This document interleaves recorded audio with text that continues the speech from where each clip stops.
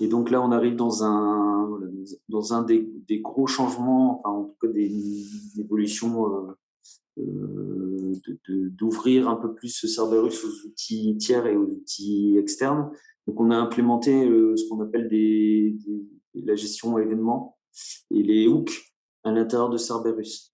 Donc l'idée générale, c'est de se dire, non seulement on va développer, enrichir un set d'API qui permettra d'interroger Cerberus et soumettre des actions d'exécution ou mettre à jour du référentiel ou récupérer des informations, mais les hooks vont permettre de brancher, de faire le chemin inverse, à savoir que sur un certain nombre d'événements gérés par Cerberus, on va être capable de remonter une information en externe de Cerberus. Donc, le mécanisme global du fonctionnement, il y a une section de documentation qui explique le fonctionnement global des hooks. La première info, c'est on a défini toute une série d'événements. Donc là, il y en a 9. Donc les événements correspondent voilà, comme son nom l'indique, à un événement qui va se passer dans Cerberus et qui sera rattrapé. Donc on a des événements de début de lancement de campagne, de fin de lancement de campagne. Donc celui-là correspond à une fin de lancement de campagne qui ne s'est pas bien passée, dans lequel le résultat ne serait pas positif, alors que celle de campagne 1 va prendre indifféremment du résultat, va être générée à chaque fin d'exécution de campagne. De la même manière, on a un peu un équivalent à un niveau exécution. Donc on peut, sur des exécutions uniques, se brancher sur un événement de début d'exécution. À chaque début d'exécution unitaire de Cerberus, on va émettre cet événement-là. Là, on va émettre à chaque fin d'exécution. Et celui-là, on va émettre uniquement après le dernier retry. Celui-là va garantir que sur une exécution donnée, si j'ai eu 3 retries, je recevrai uniquement le dernier événement quand j'aurai abandonné, soit j'aurai abandonné parce que je suis arrivé à bout des retries, soit le test est bon du premier coup, il n'y a pas eu de retry. Donc auquel cas cet événement-là sera aussi généré. Et après, on a commencé à mettre des événements aussi autour de l'administration des cas de test, donc qui permet de se brancher sur des événements à la fois si je crée des cas de test, si je les modifie ou si je supprime des cas de test. Et pour chacun de ces événements, on va être capable de brancher ça sur des connecteurs. Alors, on avait déjà indirectement dans le contexte d'une campagne un connecteur sur la partie email et Slack. Donc là, on a enrichi les connecteurs sur une partie Microsoft Teams. On utilise Google Chat aussi et on a fait un connecteur générique qui permet finalement d'appeler une API et de transmettre à une API tierce externe un objet natif Cerberus lié au contexte de l'événement. Donc si on regarde un petit peu, alors avec quelques exemples, on va pouvoir déjà la documentation. Donc, elle est disponible dans la section administration de la documentation. Donc il y a un chapitre autour de toute la partie Event Hook qui réexplique ce que je viens de spécifier un petit peu à l'oral, avec voilà, pour chaque événement le moment précis et la description de à quoi correspond chacun de ces événements. Et à noter que pour chacun de ces événements, on peut les conditionner avec des paramètres de filtre. Pour pas systématiquement, par exemple, si je me branche sur un événement de début d'exécution, je vais pouvoir filtrer et générer cet événement uniquement sur un folder de test données ou carrément à un niveau de cas de test. Je vais pouvoir finalement me brancher en notification si à chaque fois que mon cas de test est lancé, je vais pouvoir recevoir un email ou être notifié via Slack que l'exécution a été soumise par Cerberus. Et dans la doc, on va retrouver, pareil, de la même manière, la partie connecteur qui explique dans quelques exemples des différents connecteurs qui seront disponibles dans l'outil. Alors si on va prendre un petit exemple pour vous montrer un peu comment ça fonctionne. Alors j'ai préparé, je vais prendre une petite campagne. Alors on a 2 manières d'administrer les événements. Donc la première qui est identique à celle qu'on fait aujourd'hui, Donc, quand j'édite ma campagne, ici dans la section notification, anciennement, j'avais un écran assez statique où je pouvais renseigner mes destinataires en termes d'email et en termes d'URL Slack. Donc là, l'URL a un petit peu changé parce qu'elle devient un peu générique sur l'ensemble des connecteurs que je branchais. Du coup, je peux en brancher, l'avantage, c'est que je peux en brancher autant que je veux en les activant et en les désactivant. Donc ici, j'ai possibilité d'activer ou pas les connecteurs. Ici, je suis dans un contexte de campagne, donc je peux brancher, je choisis l'événement sur lequel je décide de brancher ma campagne, soit au début, à la fin, soit uniquement quand la fin est KO. Ici, je choisis mon connecteur. Donc, comme on a vu, un email, Slack, Teams, Google Chat ou générique. Et ici, en fonction du connecteur que j'ai choisi, donc là, j'ai décidé d'envoyer un email sur mon email à la fin de la campagne. Mais à la fin de la campagne, je vais aussi pousser une notification via Slack et je vais m'envoyer un message en Google API. Et là, je me suis aussi envoyé un message via Teams. Donc là, je les ai toutes activées, donc je peux facilement les activer, désactiver temporairement si je veux changer une information. Là, je vais sauvegarder et on va juste lancer la campagne. Vous voyez un peu les messages que ça génère en sortie. Hop. Donc j'ai lancé la campagne, ça veut dire qu'ici, j'arrive dans ma section, c'est dans la partie non-régression, j'ai reçu la campagne. Donc là, on voit que du coup, via Slack, je vois ma notification de début de campagne et mon compte rendu de fin d'exécution de ma campagne avec mon score CI. De la même manière, ici, sur ma messagerie, je viens de les recevoir, là, il est 13h. J'ai eu, pareil, le mail qui notifie le début de ma campagne et le mail qui me liste ici la fin de campagne. Et de la même manière, donc là, c'est sur l'environnement Google Chat, le chat communautaire, où là, sur mon channel, j'ai de la manière que ce que je peux faire sur Slack, je peux gérer des webhooks et définir des URL. Donc, c'est cette URL-là, ici fournie par Google, que je peux configurer dans ma campagne. Et de la même manière, ici, je vais retrouver mes derniers événements de ma dernière campagne il y a 1 minute qui s'est lancée et qui, du coup, ici, de la même manière, m'a transmis le résultat avec un petit code couleur pour voir que tout s'est bien passé en fonction du score CI. Sur la partie Teams, je dois la voir ici. Oui, je pense que oui, là, ça s'est bien passé aussi. Donc, on voit pareil sur Teams ici l'événement de début de campagne et mon événement de fin de campagne avec systématiquement du coup le lien Cerberus qui me permet de retourner directement sur le résultat de ma campagne. Donc voilà, donc ça permet d'intégrer Cerberus plus facilement aux outils que vous pouvez utiliser, voilà, des outils standards du marché, mais aussi d'ouvrir pour les gens qui veulent sortir des informations en temps réel de Cerberus. C'est possible via le connecteur générique. Il va émettre les mêmes événements en sortie. Alors du coup, pour administrer ces event hooks, donc la première manière qui est plutôt, qui est limitée aux événements gérés à la campagne, on peut continuer à les gérer au niveau de la campagne. Et dans la section qu'on a vue de tout à l'heure, qui était dans le menu développement, là, on va avoir une manière de créer les points d'entrée et les hooks de manière beaucoup plus banalisée.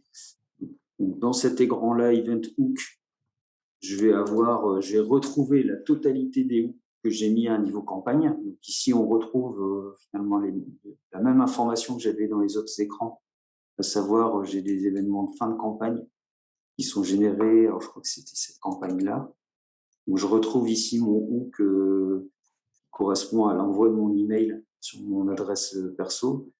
Ici, si je filtre uniquement sur cette campagne-là, je vais retrouver les mêmes événements que j'avais vu de l'autre côté, avec de l'email et du Slack. L'avantage de cet écran-là, c'est que je vais pouvoir créer des hooks, mais en dehors d'un contexte de campagne. C'est-à-dire que là, je retrouve finalement, en termes d'événements, les 3 événements que j'avais qui étaient gérables au niveau de la campagne, mais je vais pouvoir ici être plus générique et configurer des hooks sur des débuts d'exécution, fin d'exécution, enfin, les événements qu'on a vus tout à l'heure. Donc, si je veux rajouter un hook, ben, c'est aussi simple que dire à chaque début d'exécution, je m'envoie un email. Et ici, je vais mettre un email pour générer directement le connecteur. Et comme j'ai mis aucune information de filtre, si je le retrouve, je n'ai pas, j'ai renseigné aucune de ces clés-là. Ça veut dire que là, systématiquement, à chaque début d'exécution, il va envoyer un email sur mon email Cerberus Testing. Si on peut s'amuser à faire un petit test en relançant la campagne.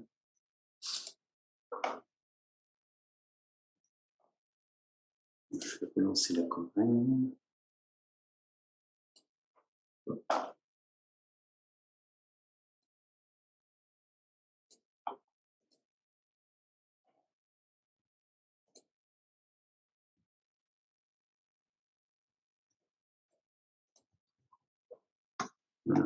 Voilà. Donc forcément, je me fais un peu bombarder d'emails parce que je vais du coup recevoir un email à chaque nouvelle soumission d'exécution. Là, forcément, dans la campagne, je crois que je dois soumettre 4 exécutions. J'ai les ID d'exécution qui ont été soumises à chaque fois et à la fin de la soumission de la dernière exécution, j'ai la campagne complète. Donc, dans le cadre d'une notification, c'est effectivement, voilà, c'est un peu violent entre guillemets. L'intérêt, c'est plutôt de sortir la donnée dans un système de log ou dans un système de référencement en temps réel, d'être capable de faire des reporting ou alors de réagir sur d'autres informations en cas d'exécution KO ou en cas de campagne, sans devoir tirer périodiquement l'information directement dans ça. Voilà. Je ne sais pas s'il y a des questions sur cette notion de hook. Est-ce que c'est clair? Coucou. Bon. Bonjour, c'est Peggy. Bonjour Peggy. Ça va? Ça nous a beaucoup intéressé la partie hook. On regardait en parallèle le sujet. Du coup, on va le tester, je pense, juste après. On avait une question par rapport aux notifications, aux événements que vous faites sur la partie test case, création, suppression, modification. Est-ce qu'il est possible de faire ce même type d'événement sur les librairies, par exemple, qui sont assez structurants puisqu'ils impactent plusieurs test cases? Je ne sais pas, c'est une question, les librairies, les campagnes ou autres, je ne sais pas. Est-ce que c'est possible? En fait, aujourd'hui, on a créé les événements qui nous paraissaient être les plus pertinents. Après, l'objectif, aujourd'hui déjà, si tu te branches sur des événements de création, modification et delete, Cerberus va te renvoyer l'objet test case complet. Donc, du coup, tu peux voir dedans si ça impacte une librairie ou pas. Après, à voir si effectivement. Nous, c'est dans l'autre sens en fait. C'est parce qu'en fait, on a eu des incidents où quelqu'un a modifié une librairie, on n'était pas au courant et ça a créé de la casse. Donc l'objectif, c'est que quand il y a une modification de librairie, tu sais, puisque c'est assez structurant, on puisse être averti par notification. Attention, ta librairie a été modifiée. Comme ça, on est sûr que tout le monde est au courant que cette librairie a été touchée, même si normalement le gars qui fait la modif est censé savoir ce qu'il fait. Et voilà, c'est juste parce que cet objet-là en particulier nous a causé quelques soucis et on essaie de sécuriser les modifications autour de la librairie en fait. Ouais, du coup, il faudrait créer. Donc là, en fait, on a créé la structure pour gérer les événements et faire de la notification externe. Donc après, rajouter un événement, c'est plus très compliqué. Mais je pense que on créerait effectivement un nouvel événement qui, du coup, se déclencherait que quand on modifie une step de type librairie. C'est ça, ouais. Et après, avoir l'objet qu'on sort en disant, on peut très bien même imaginer de se dire, quand je modifie une step en librairie, je sors la liste des cas de tests qui, du coup, sont potentiellement impactés par la modification de la librairie. Ce serait top, ça. Ouais. Ah, ce serait top. Voilà, la structure est prête pour faire ce genre de choses. Après, c'est la créativité et la pertinence des événements qu'on souhaite gérer. Ouais. Non, on est bien d'accord sur le. C'est pour ça que moi, c'est surtout la librairie update, puisque on a eu quelques incidents et c'est une partie qu'on souhaite sécuriser en fait. Donc, mais si tu es d'accord, je peux te créer un ticket Git. Enfin, je peux vous faire. Ouais, vas-y. Ouais. Ce serait un truc du style, on ferait un test case librairie update. Bon, après, si je suis la seule à demander, c'est tout. Hein, mais, non, mais après, ça me paraît pas idiot, hein, mais effectivement, ouvre le ticket, puis on ouvrira la discussion. On va t'ouvrir ça. Ouais. Même pourquoi pas voir la possibilité de créer des hooks en sélectionnant dans un select le type d'événement, création, mise à jour, ensuite le type d'objet qui est impacté, test case, campagne, librairie, etc. Et en fait, pouvoir construire soi-même son webhook, en fait. C'est quelque chose de modulaire. Ouais. Après, il faut trouver un compromis entre la simplicité et le cas d'usage, parce que ça dépend ce que tu veux en faire derrière. Et c'est pour ça qu'on a fait un connecteur générique, parce qu'on va pas pouvoir prendre en charge la totalité des règles un peu spécifiques de je veux réagir si c'est telle personne qui a modifié tel cas de test entre telle heure et telle heure. Ça va être compliqué de faire des. Mais par contre, ce qui est faisable, c'est tu te branches sur la mise à jour de n'importe quel cas de test sur un connecteur générique, et après tu reçois le JSON et là tu mets la règle que tu veux. Et ce que tu veux, tu reçois le JSON du nouvel objet, et là tu prends ta décision en fonction de la nouvelle data. Okay. Donc le générique, c'est pas par rapport à je suis pas un email, Slack, Teams, Google Chat, c'est vraiment custom que je veux en sorte, c'est ça? Ouais, non, générique, c'est ici par exemple, je fais une campagne, donc je me branche sur la campagne A, sur cette campagne-là. Donc ça veut dire qu'à la fin d'exécution de cette campagne-là, Cerberus va faire ça. Donc là, il envoie un email à cette liste de distribution-là. Si tu mets générique, là, ici, il faut que tu renseignes un endpoint, mais chez toi. Donc ici, tu vas mettre un truc du style